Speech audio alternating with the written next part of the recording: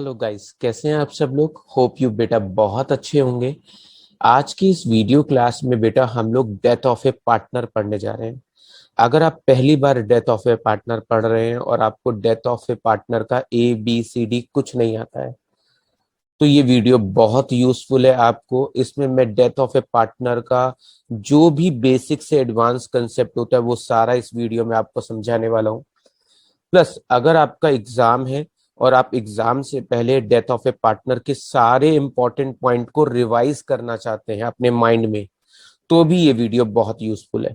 यानी आप पहली बार पढ़ रहे हैं या आप एग्जाम से पहले डेथ ऑफ ए पार्टनर का फुल रिवीजन करना चाहते हैं, तो इस एक वीडियो में मैं आपको सारी इंपॉर्टेंट से एडवांस बातें बताने वाला हूं। चलिए बेटा जी समझाना शुरू करते हैं। बेटा जी, बेटा यहाँ पर डेथ ऑफ ए पार्टनर में, जो डेथ ऑफ ए पार्टनर है इसमें तीन पार्टनर से बेटा जी, मैंने एग्जाम्पल लिया आपको समझाने के लिए। एक है राम, एक है श्याम, एक है मोहन। ये तीन पार्टनर से बेटा जी, राम, श्याम और मोहन। ये जो पार्टनर्स हैं बेटा जी, इनका प्रॉफिट शेयरिंग रेशियो 5:3 है। यानी मैंने आपको समझाने के लिए एक एग्जाम्पल लिया है जिसमें तीन पार्टनर है बेटा जी, राम, श्याम और मोहन। और ये जो पार्टनर्स है बेटा जी, इनका आपस में प्रॉफिट शेयरिंग रेशियो है 5:3 यानी ये प्रॉफिट को 5:3 के रेशियो में डिस्ट्रीब्यूट करते हैं। होप यू बेटा इतना समझ में आ गया होगा आपको। चलिए आगे चलते हैं। बेटा जी राम, श्याम और मोहन है। अगर इनकी फर्म 1 लाख रुपए का प्रॉफिट कमाती है, कितना प्रॉफिट कमाती है बेटा जी, 1 लाख का। अगर इनकी फर्म 1 लाख का प्रॉफिट कमाती है और इनका प्रॉफिट शेयरिंग रेशियो 5:3 है, तो बेटा जी इसे किस तरीके से डिस्ट्रीब्यूट करते होंगे। 1 लाख का बेटा जी 5/10 निकाले तो बेटा जी राम के हिस्से में कितना आएगा। सर राम के हिस्से में आएगा 50,000 रुपये। जी बेटा, ऐसे ही बेटा जी अगर 1 लाख रुपए में मैं शाम का हिस्सा निकालूं 3/10, तो बेटा शाम के हिस्से में कितना प्रॉफिट आएगा। सर शाम के हिस्से में प्रॉफिट आएगा 30,000। शाबाश बेटा जी। अगर 1 लाख रुपए में बेटा मोहन का शेयर निकालू तो कितना आएगा, 2/10 यानी कितना आएगा सर 20,000। यानी अगर मैं इस 1 लाख के प्रॉफिट को तीनों पार्टनर्स में डिस्ट्रीब्यूट करूंगा तो राम के हिस्से में 50,000 आएंगे, श्याम के हिस्से में 30,000 आएंगे, मोहन के हिस्से में 20,000 आएंगे। चलिए बेटा हम अपने एग्जाम्पल को और आगे बढ़ाते हैं। अब बेटा जी एक दिन राम की डेथ हो जाती है। कौन से पार्टनर की डेथ हो जाती है, राम की। यानी जो राम पार्टनर है वो एक्सपायर हो जाता है, पहले वाला पार्टनर। ऐसे में बेटा जी दो पार्टनर फर्म में बचते हैं, श्याम और मोहन। अब राम की तो डेथ हो चुकी है और पार्टनर बचे हैं बेटा जी श्याम और मोहन। दो पार्टनर बचे हैं बेटा जी, श्याम और मोहन। डन। अब बेटा जी राम चला गया है, राम एक्सपायर हो गया है। अब बेटा जी जो बचा हुआ प्रॉफिट है, अगर वो हम 3:2 के रेशियो में, राम श्याम का शेयर था 5:3, अब राम चला गया, उसका शेयर 5 पार्ट का था, तो बेटा श्याम और मोहन बचे, उनका रेशियो क्या है 3:2 का। अगर बेटा जी उस 1 लाख के प्रॉफिट को अब तीनों में, दोनों पार्टनर्स में बांटा जाए, तो ऐसे में बेटा जी किसके हिस्से में कितना आएगा। यानी वही 1 लाख रुपए का प्रॉफिट बेटा जी मैं आपको श्याम और मोहन में डिस्ट्रीब्यूट करके दिखा रहा हूँ। यानी राम के जाने के बाद अगले साल हमारी फर्म को प्रॉफिट हुआ 1 लाख का। अगर उस प्रॉफिट को बेटा जी श्याम और मोहन में बांटे, जो कि उनका रेशियो 3:2 है, तो ऐसे में श्याम के हिस्से में प्रॉफिट कितना आएगा। सर 3/5 करेंगे तो इसके हिस्से में प्रॉफिट आएगा 60,000। और बेटा मोहन के हिस्से में प्रॉफिट कितना आएगा। सर मोहन के हिस्से में आएगा 2/5 यानी 40,000। जब बेटा जी तीन लोग फर्म में पार्टनर थे तो उनके हिस्से में कितना प्रॉफिट आता था, 50,000, 30,000, 20,000। और एक पार्टनर के चले जाने के बाद बेटा जी इनके हिस्से में कितना प्रॉफिट आ रहा है, इनके हिस्से में प्रॉफिट आ रहा है 60,000 और 40,000। तो बेटा जी एक पार्टनर के जाने से बाकी जो पार्टनर है उनका जो प्रॉफिट शेयरिंग रेशियो है वो बढ़ गया है। यानी हमेशा रिटायरमेंट और डेथ में ऐसे ही होता है। अगर एक पार्टनर फर्म छोड़कर जाएगा बेटा जी, एक पार्टनर फर्म छोड़कर जाएगा, चाहे वो रिटायरमेंट ले ले या फिर डेथ हो जाए, तो उसके जाने से जो बचे हुए पार्टनर होते हैं जिन्हें हम रिमेनिंग पार्टनर्स बोलते हैं बेटा जी, उनका प्रॉफिट शेयरिंग रेशियो बढ़ जाता है। तो ऐसे में राम के जाने से जो प्रॉफिट शेयरिंग रेशियो है श्याम और मोहन का वो इंक्रीज हो गया है। अब श्याम के हिस्से में प्रॉफिट आ रहा है 60,000 और मोहन के हिस्से में आ रहा है 40,000। जबकि शाम के हिस्से में पहले कितना आता था बेटा जी 30,000 और 20,000 आता था मोहन के हिस्से में, जबकि अब कितना आ रहा है बेटा जी, जस्ट डबल, 60,000 रुपये और 40,000 रुपये।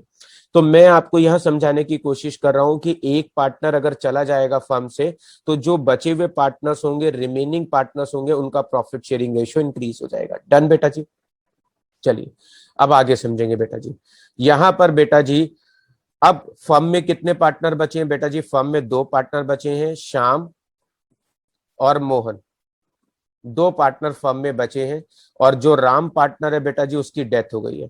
जब राम की डेथ हो गई है तो बेटा जी ऐसे में राम की जो वाइफ है, राम की जो वाइफ है उसने आकर श्याम और मोहन से कहा, किसने कहा, राम की वाइफ ने आकर श्याम और मोहन से कहा कि भैया ऐसा है, मेरे को राम का शेयर दे दीजिए, यानी give my husband share to me, यानी जो भी मेरे हस्बैंड का पैसा बनता है आपके पास, आपकी फर्म में, वो पैसा आप मुझे दे दीजिए।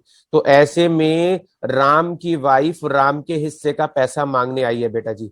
तो ऐसे में बेटा जी जो राम की वाइफ है उसको हम बोलेंगे राम्स एग्जीक्यूटर। क्या बोलेंगे बेटा जी, राम्स एग्जीक्यूटर। जी बेटा जी, क्या बोलने वाले हैं, राम्स एग्जीक्यूटर, यानी राम के मरने के बाद जो भी उसका लीगल नॉमिनी होता है, जो उसके बिहाफ पर पैसे मांगने आता है बेटा जी, उसको हम इस चैप्टर में बोलते हैं राम्स एग्जीक्यूटर। यानी नॉर्मल भाषा में हम नॉमिनी या लीगल हायर बोलते हैं, लेकिन यहां पर बोलेंगे बेटा जी क्या, राम्स एग्जीक्यूटर। यानी राम के मरने के बाद राम की वाइफ आई है और जो श्याम और मोहन से कह रही है कि मेरे हस्बैंड का जो भी हिस्सा बनता है वो आप मुझे दे दो।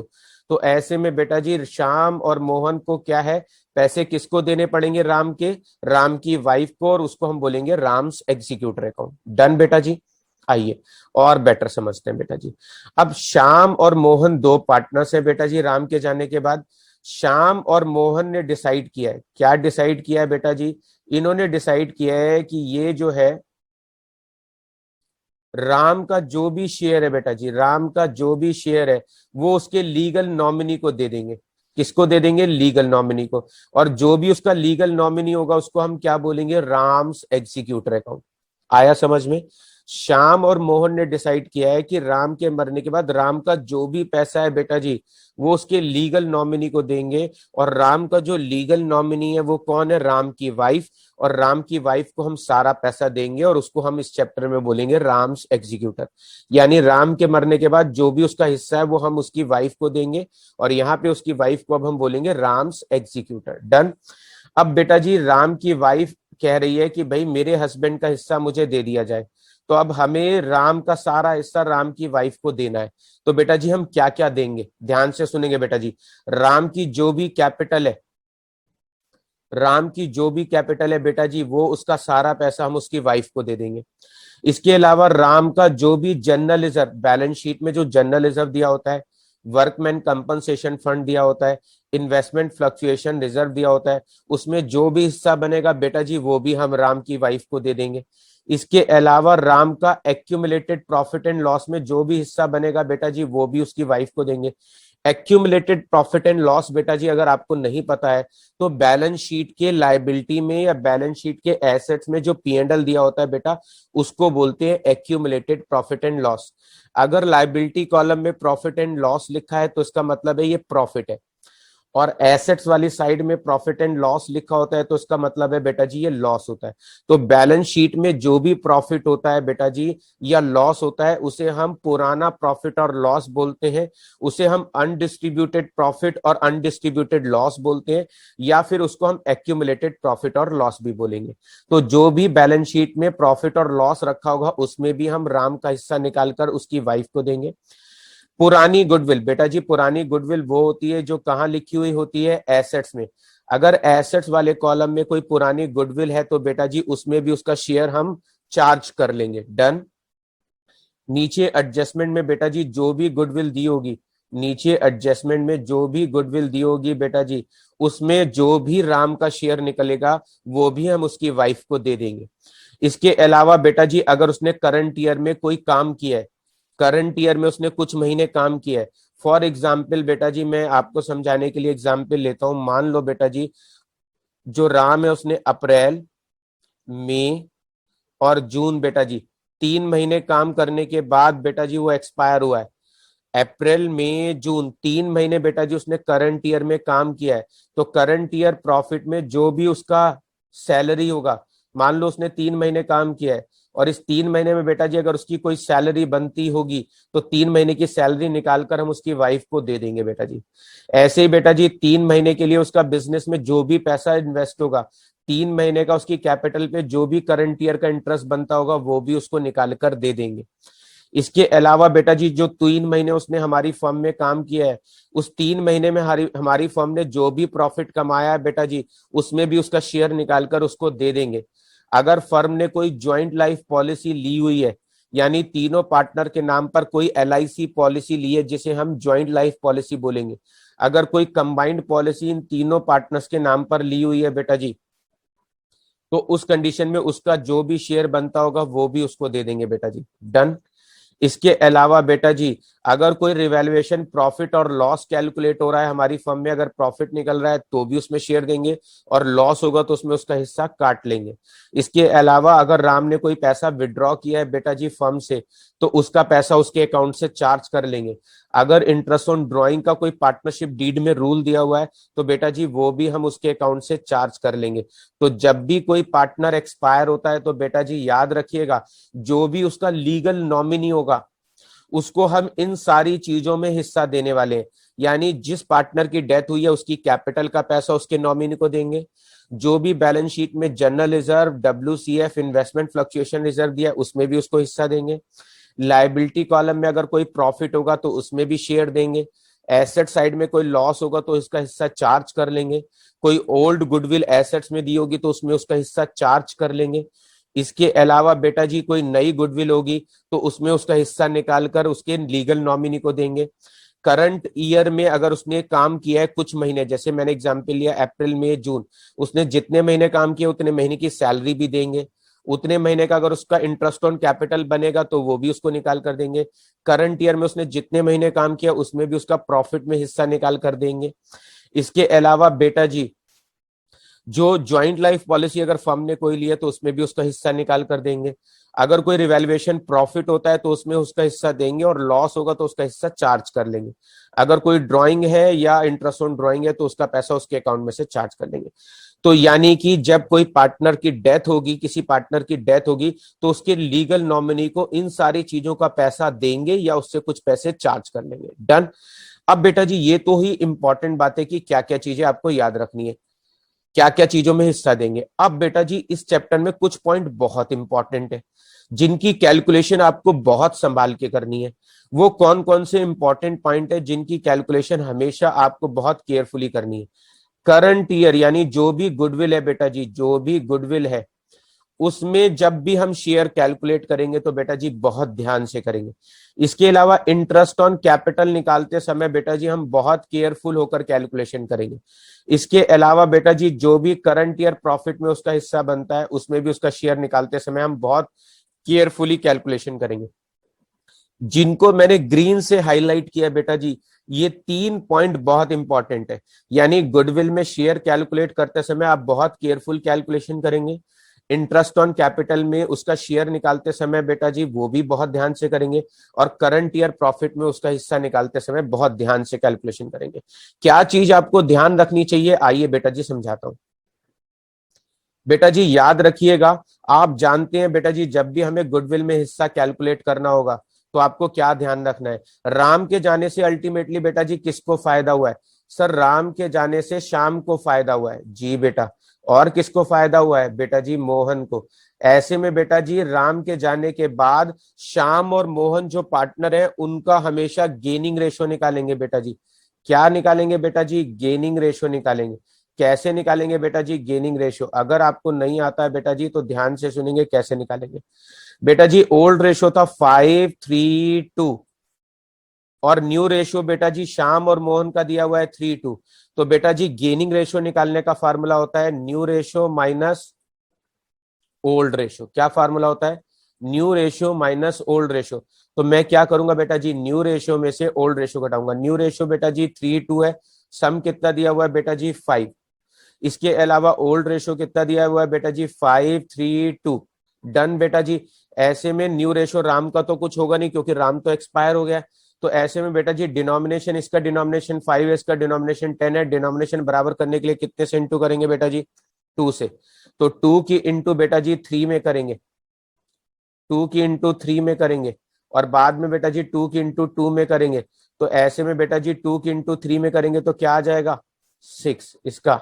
इसके अलावा 2 की इंटू बेटा जी 2 में करेंगे तो कितना आ जाएगा? 4। अब बेटा जी दोनों का डिनोमिनेशन बराबर हो गया 10-10।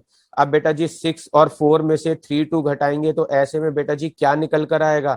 यहां पर राम तो बेटा जी सेक्रीफाइस कर रहा है क्योंकि राम फर्म छोड़कर एक तरीके से चला गया।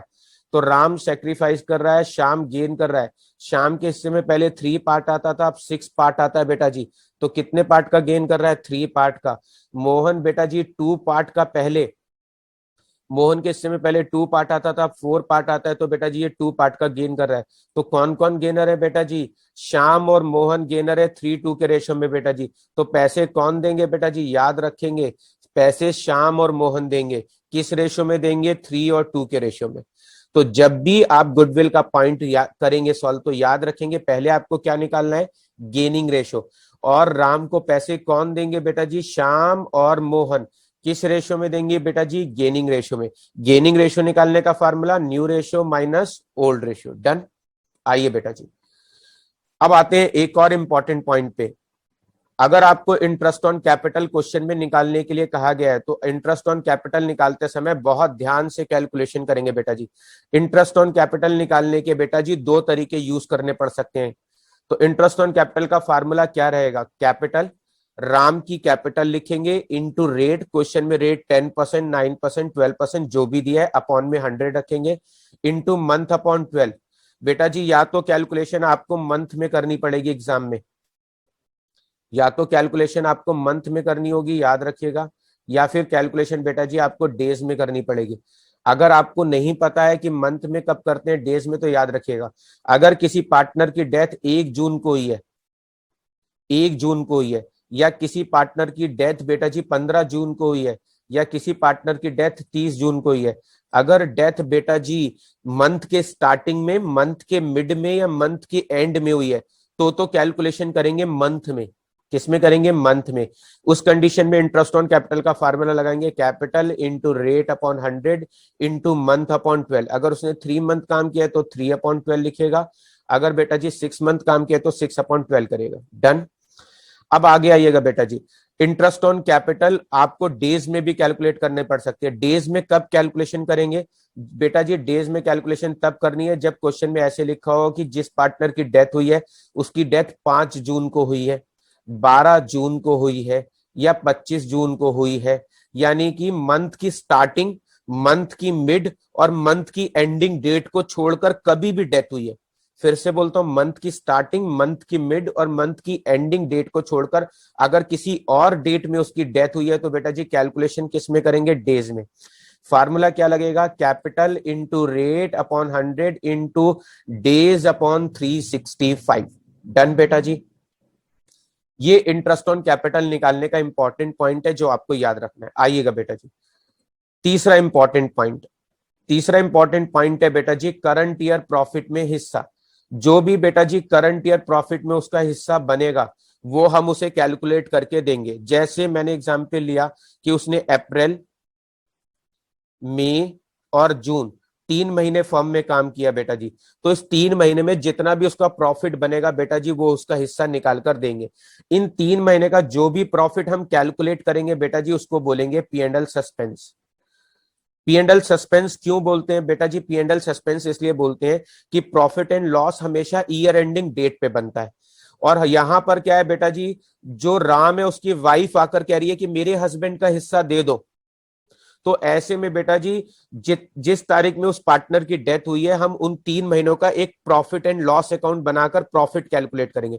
तो 3 महीने के लिए जो हम एक temporary profit and loss account बनाकर प्रॉफिट कैलकुलेट करते हैं बेटा जी, वो जो टेम्परेरी पी एंड एल बनाया होता है उसको बोलते हैं पी एंड एल सस्पेंस। यानी जिस पार्टनर की डेथ होती है उसकी डेथ के टाइम पर हम एक temporary profit and loss account बनाते हैं केवल राम का शेयर कैलकुलेट करने के लिए उस टेम्परेरी प्रॉफिट एंड लॉस को क्या बोलेंगे, पी एंड एल सस्पेंस। तो अब आपको लॉजिक समझ में आ गया होगा पी एंड एल सस्पेंस क्यों बोलते हैं। पी एंड एल सस्पेंस को कैलकुलेट करने के बेटा जी पूरे चैप्टर में 3 तरीके। कितने तरीके हैं बेटा जी, 3 तरीके। 3 तरीके।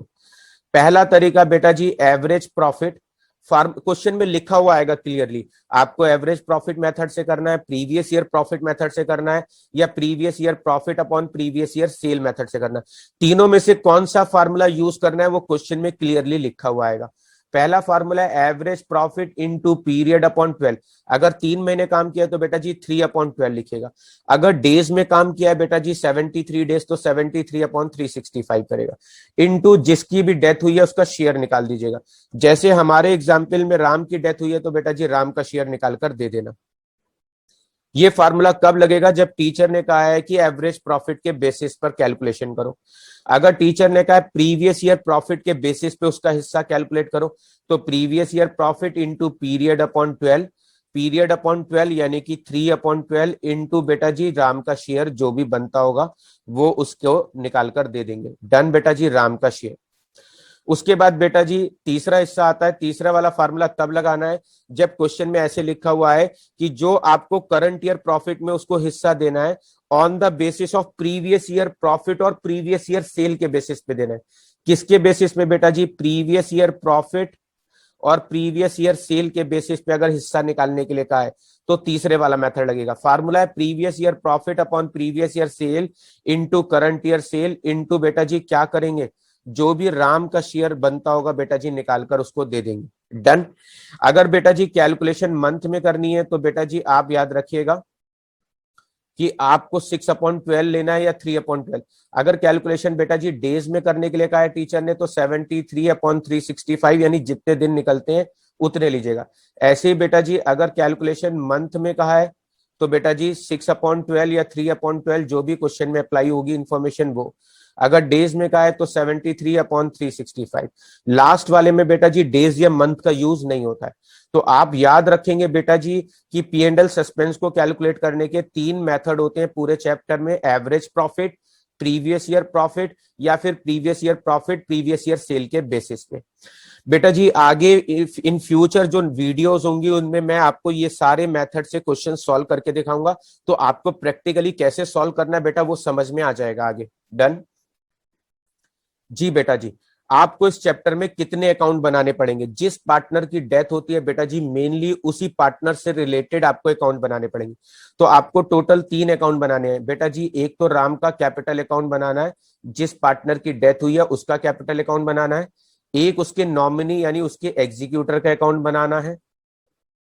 सर तो हम यहाँ पे राम्स वाइफ अकाउंट लिख सकते हैं? नहीं बेटा जी, आपको अपने रिकॉर्ड में राम्स एग्जीक्यूटर अकाउंट लिखना है। तीसरा बेटा जी यहाँ पर राम्स एग्जीक्यूटर लोन अकाउंट बनाना है। तो एग्जाम में आपको मैक्सिमम बेटा जी 3 अकाउंट बनाने पड़ सकते हैं जिस पार्टनर की डेथ हुई है उससे रिलेटेड। सबसे पहले बेटा जी यहाँ पर गेन का मतलब होता है जो भी आप डाइट पार्टनर को दोगे यानी जो भी उसका हिस्सा बनेगा यानी जो हम उसे दे रहे हैं वो यहाँ लिखेंगे। यहाँ क्या क्या लिखते हैं, जो भी उसकी कैपिटल का बैलेंस होता है बेटा जी वो लिखते हैं। जनरल रिजर्व में जो भी उसका हिस्सा बनेगा बेटा जी वो निकाल कर दे देंगे। WCF में अगर उसका कोई हिस्सा बनेगा तो वो भी उसको निकाल कर देंगे। अगर कोई रिवैल्यूएशन प्रॉफिट में उसका हिस्सा बनता है तो बेटा जी वो भी निकाल कर देंगे। ए और सी बेटा जी क्या करेंगे, गुडविल में उसका शेयर निकालकर ए और सी दे देंगे। ए सी से मतलब बेटा जी हमारे इस एग्जाम्पल में श्याम आप ले सकते हो और क्या ले सकते हो बेटा जी, मोहन। तो जो मैं एग्जाम्पल आपके साथ एक्सप्लेन कर रहा हूं उसमें श्याम और मोहन है तो आप श्याम और मोहन लिख दीजिएगा कि गुडविल में पैसे कौन देंगे, श्याम और मोहन। करंट ईयर प्रॉफिट में जो भी हिस्सा होगा बेटा जी उसको क्या नाम देंगे, P and L suspense. Interest on capital में जो भी उसका पार्ट निकलेगा बेटा जी कैलकुलेट करके दे देंगे। ज्वाइंट लाइफ पॉलिसी में जो भी उसका हिस्सा बनेगा बेटा जी दे देंगे। तो जो भी चीजें हम पार्टनर को दे रहे हैं बेटा जी वो उसके क्रेडिट साइड में लिखेंगे क्योंकि उसका गेन है। अगर कोई पुरानी गुडविल एसेट्स में दी होगी तो उसमें उसका शेयर निकालकर यहां लिख देंगे बेटा जी। अगर एसेट साइड में कोई एडवर्टाइजमेंट सस्पेंस दिया है तो बेटा जी वो भी लॉस होता है, उसका हिस्सा निकाल के यहां लिख देंगे। अगर एसेट साइड में बेटा जी कोई राम का लोन दिया होगा, किसका लोन, राम का लोन अगर एसेट्स में दिया हो तो बेटा जी वो उसके अकाउंट में ट्रांसफर कर देते हैं क्रॉस साइड। जो भी राम की ड्राइंग होगी बेटा जी वो भी उसके अकाउंट में क्रॉस साइड लिखेंगे, टू साइड में, क्योंकि उसके पैसे हम चार्ज करेंगे। इंटरेस्ट ऑन ड्रॉइंग का पैसा बेटा जी उससे चार्ज करेंगे। अगर कोई रिवैल्यूएशन का लॉस होगा बेटा जी तो उसका बैलेंस चार्ज कर लेंगे, जो भी उसका हिस्सा आएगा। जो भी बेटा जी साइट के टोटल में से सब कुछ घटाकर जो बचेगा, इन सबको घटा के जो बैलेंस बचेगा बेटा जी, वो सारा बैलेंस उसके एग्जीक्यूटर के अकाउंट में ट्रांसफर कर देंगे। और ये जो एग्जीक्यूटर का बैलेंस होता है बेटा जी, ये जो एग्जीक्यूटर का बैलेंस होता है बेटा जी, उसको यहाँ क्रॉस साइड शिफ्ट कर देते हैं। किसके नाम से? कैपिटल के नाम से, क्योंकि ये कौन से बैलेंस से शिफ्ट होकर आ रहा है बेटा जी? कैपिटल के नाम से। तो यहाँ पे बेटा जी आप बी की जगह क्या मान लीजिएगा? राम, क्योंकि मैं आपको राम का एग्जाम्पल लेके चल रहा हूँ। क्या ले लेंगे यहाँ पे? राम। डन। अब बेटा जी आपने उसके एग्जीक्यूटर को अगर कोई पैसा दिया है, फॉर एग्जाम्पल मैंने उसके एग्जीक्यूटर को 10,000 रुपए का कैश दिया है, तो आप टू साइड में कैश लिख देना। अगर मैंने उसके एग्जीक्यूटर को कोई बीपी इशू किया है तो बेटा जी बीपी लिख देना। मान लो राम का कैपिटल अकाउंट से बैलेंस ट्रांसफर होकर आया बेटा जी 50,000, तो बेटा जी 50,000 में से 10,000 हमने कैश दे दिया, बाकी का बैलेंस बेटा जी हमने उसे बीपी दे दिया। और जो बैलेंस बचेगा लास्ट में बेटा जी, उस बैलेंस को हम क्या कहेंगे बेटा जी? उसके एग्जीक्यूटर लोन अकाउंट में डाल देंगे। ये बेटा जी पैसा कैसे आएगा? ये पैसा आएगा बेटा जी बैलेंसिंग फिगर। 50,000 में से 10,000 और 20,000 घटाएंगे, जो भी बैलेंस बचेगा वो उसके एग्जीक्यूटर लोन अकाउंट में डाल देंगे। डन। फिर बेटा जी उसका एग्जीक्यूटर लोन अकाउंट बनाने के लिए कहेंगे, जो कि बहुत कम चांसेस है कोविड-19 में इस साल आपसे पूछे जाने के। तो बेटा जी जो भी उसका बैलेंस आएगा बेटा जी वो यहाँ पे लिख देंगे। फॉर एग्जाम्पल 20,000 रुपए का बैलेंस है, वो यहाँ लिख देंगे। अगर हमें लोन का पैसा बेटा जी जितने साल में लौटाना है, वो क्वेश्चन में मेंशन होगा कि लोन का पैसा हमें 2 साल या 3 साल में लौटाना है। तो बेटा अगर 2 साल में बना लौटाना है तो 2 साल का लोन अकाउंट बनेगा। 3 साल में पैसा लौटाना है तो 3 साल का लोन अकाउंट बनेगा। और बेटा जी जो भी लोन होगा उस पर हम रेट ऑफ इंटरेस्ट कैलकुलेट करेंगे, यानी लोन के साथ हम इंटरेस्ट भी देंगे राम के एग्जीक्यूटर को। तो बेटा जी इंटरेस्ट का रेट अगर क्वेश्चन में मेंशन नहीं होगा तो रेट ऑफ इंटरेस्ट कितना मानिएगा? 6%। तो बेटा जी रेट ऑफ इंटरेस्ट अगर नहीं दिया होगा क्वेश्चन में तो कितना मानना है? 6% पर एनम। बेटा जी ये रेट ऑफ इंटरेस्ट मानना है। बेटा जी लोन अकाउंट कैसे बनेगा ये प्रॉपर मैं जो अपकमिंग वीडियोस होंगी उसमें आपको बनाकर दिखाऊंगा। डन। तो यानी जिस पार्टनर की डेथ हुई है आपको उसका कैपिटल अकाउंट बनाना है, उसका एग्जीक्यूटर अकाउंट बनाना है, और इसके अलावा बेटा जी उसके एग्जीक्यूटर का लोन अकाउंट बनाना है। टोटल 3 पार्टनर्स कैपिटल अकाउंट बनते हैं in case of A death of A partner. Done बेटा जी। चलिए बेटा जी, तो ये बेटा जी आज का हमारा वीडियो था जिसमें मैंने डेथ ऑफ ए पार्टनर का आपको बेसिक से लेकर एडवांस तक का सारा रिवीजन करा दिया है। तो अगर आप पहली बार पढ़ रहे हैं तो भी ये वीडियो आपके लिए बहुत यूजफुल है। और बेटा अगर ये वीडियो आप एग्जाम से पहले अपने एग्जाम रिवीजन के पॉइंट ऑफ व्यू से देख रहे हैं तो भी ये वीडियो बहुत यूजफुल है। तो इससे अपकमिंग वीडियोस में बेटा जी मैं आपको एडवांस क्वेश्चन सॉल्व करके दिखाऊंगा। डन। तो चलिए बेटा जी, अगर आपको ये वीडियो यूजफुल लगा हो तो इसे अपने और फ्रेंड्स के साथ शेयर करिएगा। अगर बेटा आपको ये वीडियो अच्छा लगा है तो प्लीज सब्सक्राइब द चैनल और इस वीडियो को अपने फ्रेंड्स के साथ ज्यादा से ज्यादा शेयर करें।